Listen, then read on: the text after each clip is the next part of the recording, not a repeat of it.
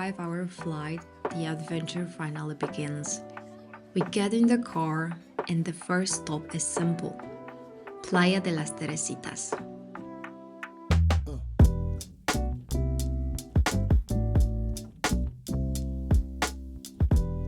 We didn't do much, just got in the water, floated for a while, let the world slow down. That was exactly what we needed. No plan, no rush, just the ocean and chill out.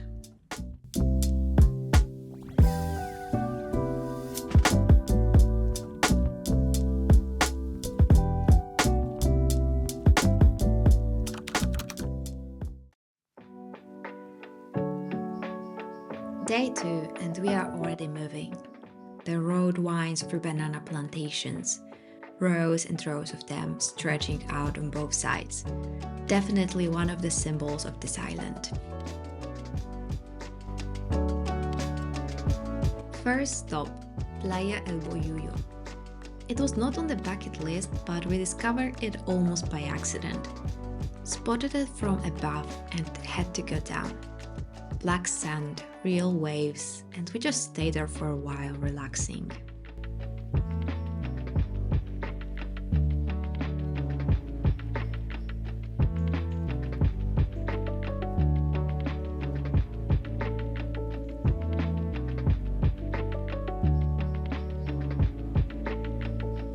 Next destination, La Orotava.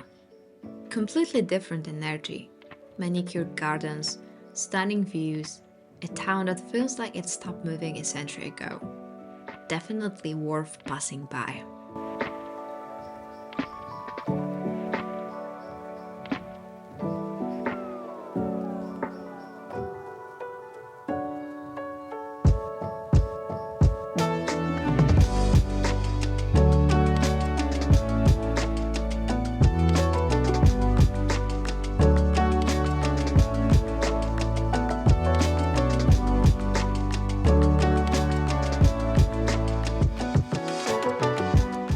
We ended the day in Puerto de la Cruz. Walked along a staircase named after Agatha Christie.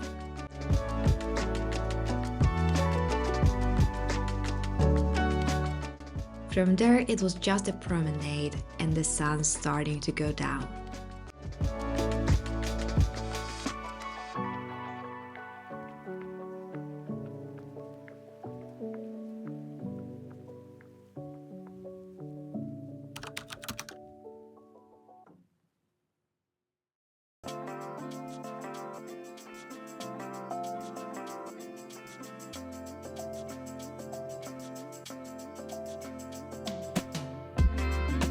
Day 3, Teide, the highest peak in Spain, sitting right in the middle of a volcanic island in the Atlantic.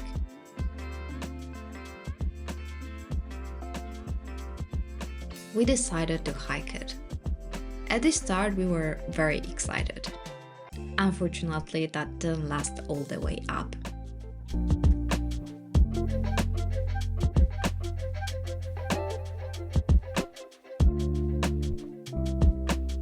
The landscape up there is unlike anything I would seen before.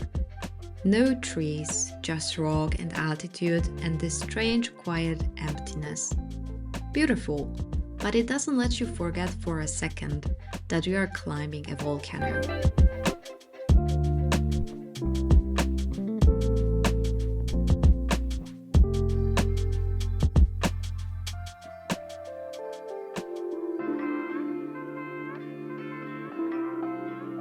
Quick note, if you are planning to do this to reach the very top, Pico del Teide, you need a permit.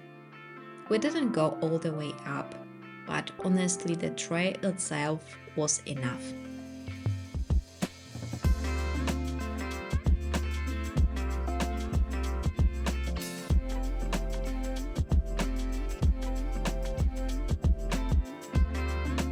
On the way back down, we were exhausted.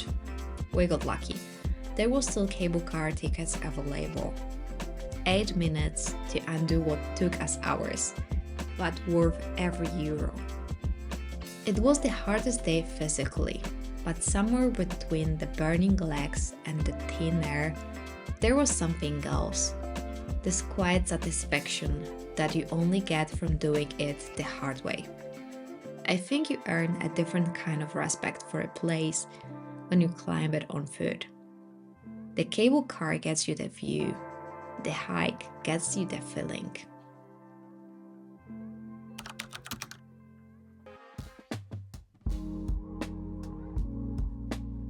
Day 4, and we are heading to Masca. Everything they say about the road is true. Narrow, curved, with nothing but a long drop on one side. Lucky for me, I wasn't the one driving.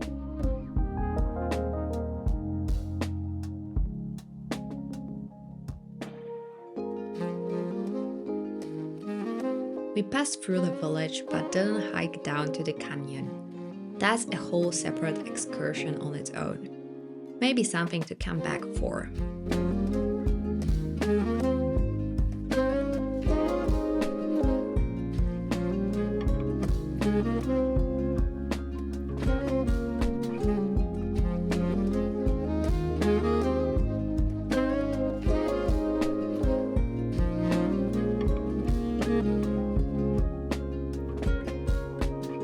Next stop had to change.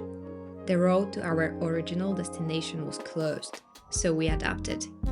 We ended up at Charco los Chochos, and honestly it might have been the best accidental discovery of the trip.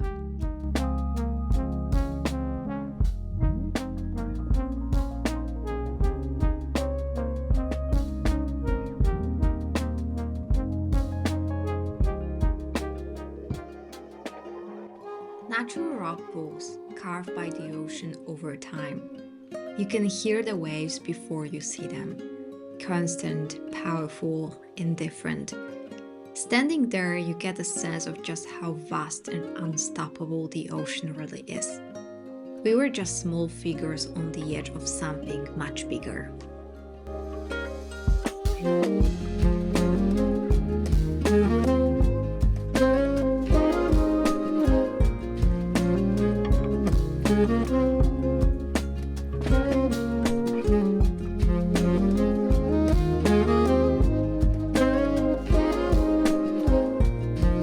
But the day wasn't done yet.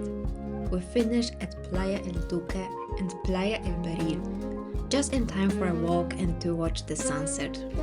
The perfect way to close out day 4.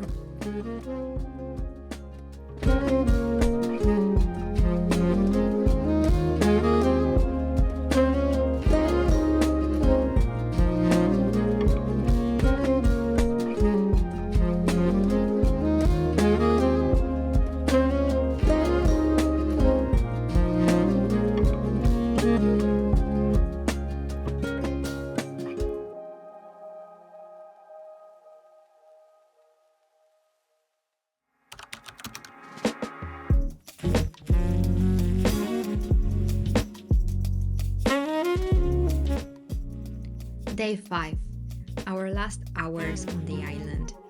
We dedicated them to Santa Cruz de Tenerife, the capital. No real plan, just walking through the city, taking it in. And honestly, no plan was a good plan.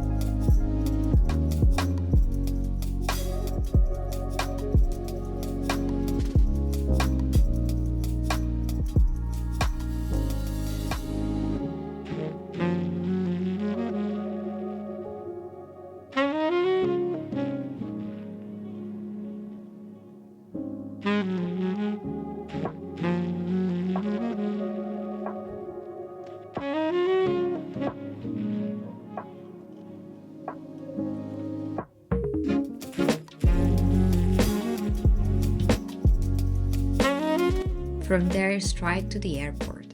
because Tenerife wasn't the end. Next stop, Lanzarote.